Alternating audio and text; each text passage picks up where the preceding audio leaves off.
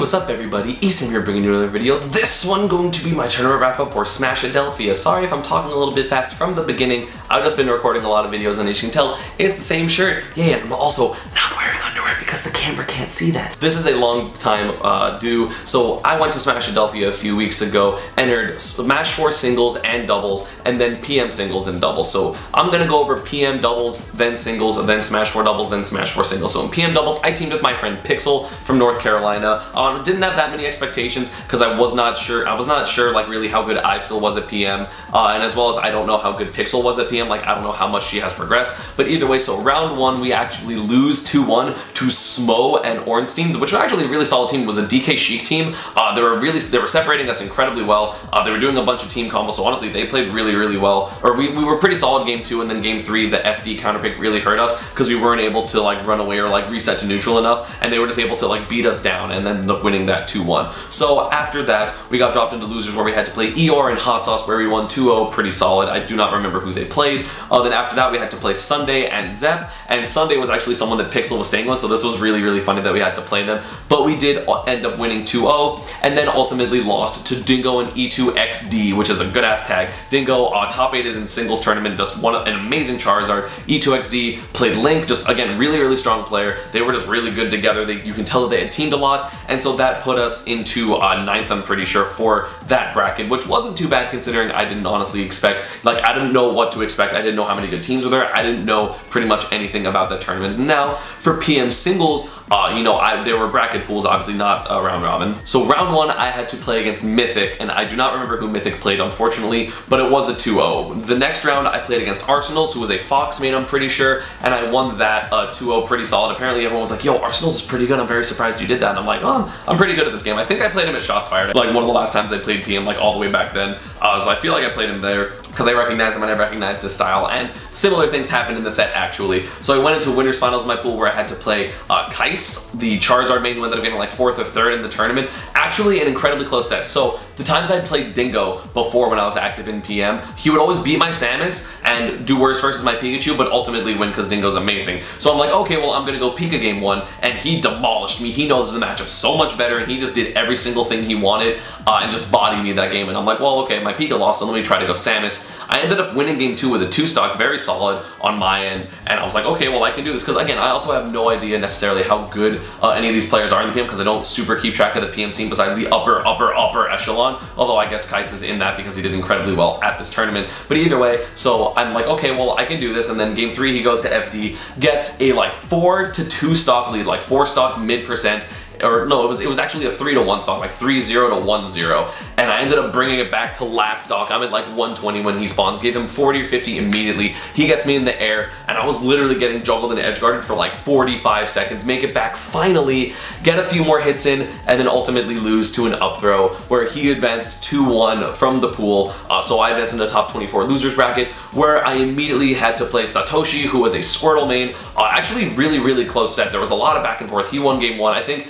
He won game 1, I won the game 2 and 3, he won game 4, and then he definitely counterpicked game 5. So it was definitely, he won games 1, 3, and 5, and I won 2 and 4. Very back and forth set. I messed up some things I could have won, and honestly I was playing this like in the middle of the Smash 4 bracket. I'm pretty sure it was before Grand Finals or it was before Winners Finals, I don't remember, but either it was like a Smash 4, so I was like clearly more important, or I cared more about that, and so I lost, and I was like, you know, good games, but thank you for knocking me out so I can focus on Smash 4. Just a really nice guy. I like the crowd behind him. It was really fun to play him. I don't have a lot of Squirtle experience, but either way, it was a very fun set, knocking me out at 17th. That's probably going to be the last time I play PM ever at a tournament, because the game doesn't appeal to me anymore. It's not particularly fun. I'd rather just play Smash 4 because it's more fun, and my Samus is doing really well in that game, so I don't really have to feel like a Samus need. And so I wasn't really that upset losing, because that just allowed me to focus on Smash 4 for the rest of the day. But anyway, let us talk about the other doubles, which is going to be Smash 4 doubles, and then go to Smash 4 singles. So when we doubles, I actually teamed with Waddy. We decided to team up last minute, and we were like, oh, well, we're both pretty good at doubles, so let's take this, you know, let's see how this goes. And we actually had a really difficult bracket.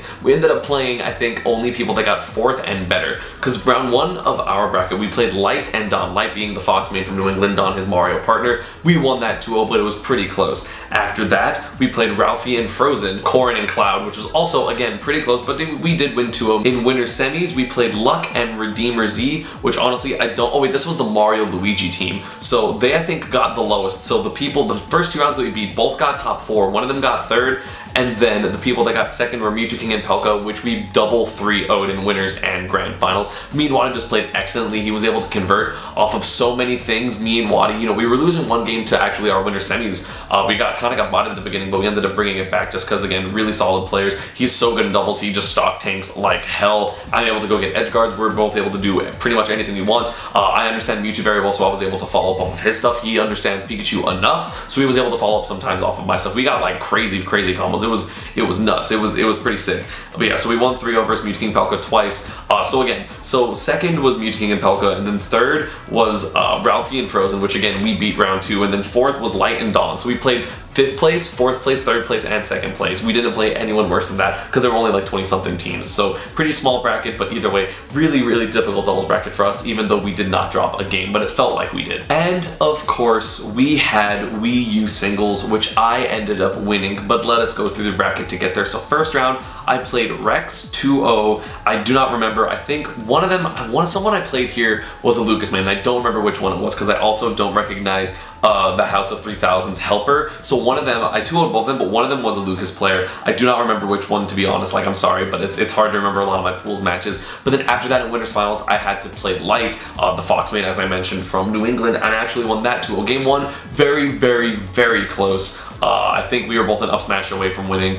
He ended up going for it, I punished him or something like that. I just ended up winning. Game 2, a lot less close. I got a stock lead pretty early, and then I was able to just kind of like trade with him a bunch. I don't remember if it was a 2 stock or if it was a 1 stock, but I do remember winning that a lot more solid than the first game. So that was my pool. Light, a very good player. I feel like he can definitely be PGR'd if he travels enough this season because he's absolutely fantastic. He's such a good, he's an amazing player. So something to note actually is that 6WX was actually in losers, losing to Frozen, and then round 1 of top 24, so he lost to Vivid for 17th, and that was actually really surprising because he was, I think, the 3rd highest ranked person there behind, or yeah, based on the new PGR, he was the 3rd highest person there behind myself and Dabuz. Not in that order, obviously. But so anyway, round 1 of, so top 24, which was winners quarters, I had to play Raptor, the Yoshi main. The last time we played was Pound 2016, and that was a pretty close set, but I believe I won 2-0 this time. A bit closer, so it was 3-1. I won game 1, he won game 2 very solid. Game 3, I was actually losing, and then I got a footstool. Like I grab released him and I just mashed jump, and I'm like, I hope you run into this. I held away and jump, and he double jumped into the footstool, and then I jabbed him out of his up B, and he just died at like 40% when I was at like 100. Or that might have been game 2, and then he won game 3. I don't remember who won what. And then I won game 4 pretty solid. By the way, any matches that were on stream, such as myself, Light, and all of my matches forward, were on Clash tournaments, so you can go to their YouTube channel to watch. I will link to it down below. But after that, I had to play winner semis, where I ended up playing Wadi in a game 5 set. So it was just a slobber knocker. We just both hit each other over and over again. I was actually supposed to realistically go down 2-1 versus Wadi. I was at like 130 when he was at like 40, and I just made this miraculous comeback. He whiffed a dash grab because of my back air pancake, and then I ended up winning anyway, like really just slow and steady bringing it back. So I won that. He won game 4, and then game 5 was, again, it wasn't quite last hit because I think I was at like 50 or 60, but it was still very close, too close for comfort, but I ended up winning it 3-2 over him. First time we've played since that long time ago that I went to Xanadu and I played him, and it was like a 2-1 or something, or 2-0, or I don't remember. But either way, Wadi, an amazing player. I respect him a lot, but I was victorious over him. You know who else I was victorious over? Dabuz in winners finals. People are still messaging me about this tournament. They're just like, yo, good stuff versus Dabuz, even though it was like 2 weeks ago. So I do end up taking him down 3-1 for the first time since CEO 2015, because I beat him there. He beat me at Big House. He beat me as well at CEO 2016 and PAX Arena and CEO Dreamland. So he's beat me several times, and I finally got another win, 3-1 on him. Game 1 was really close. I remember one of the games I JV2 stocked him. I think that was actually the last game, because the other 2 games I won, I'm pretty sure were really close. I should have won game 1, which is one he won, but I ended, like, I was winning by a lot, and I kind of threw, like, I just spaghettied, and he brought it back, and he was able to win. And then the rest of the set, I was just kind of mad. I'm like, I should just be already up 1-0. I should be up 2-0. I should have already won. And I ended up winning winning 3-1, so I was very happy about that. He beats Wadi in losers finals, so he has to play me again in grand finals. I win game 1, very close, but I'm like, okay, just, you know, if I keep getting these wins, I got it, like, I can do this. Because again, Dabuz, for me, was a player that I was always very much like, I don't want to play him at all. He's so good, I'm so scared of him.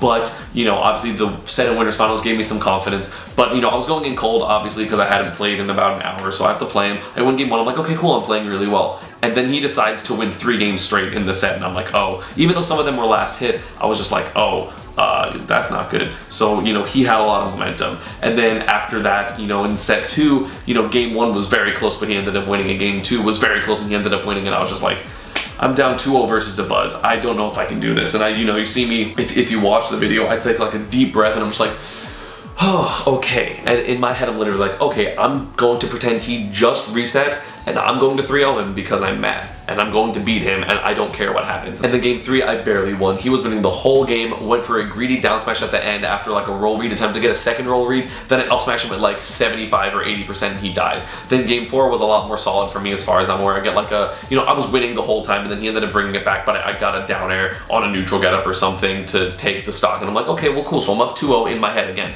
I'm up 2-0, I got this. I can do this, don't worry about it, I'm fine. And then game 3 or game 5 starts and it's very, very close, but he ends up taking first stock and I'm like, okay, well, it doesn't matter, I can do this, I can get the stock, whatever.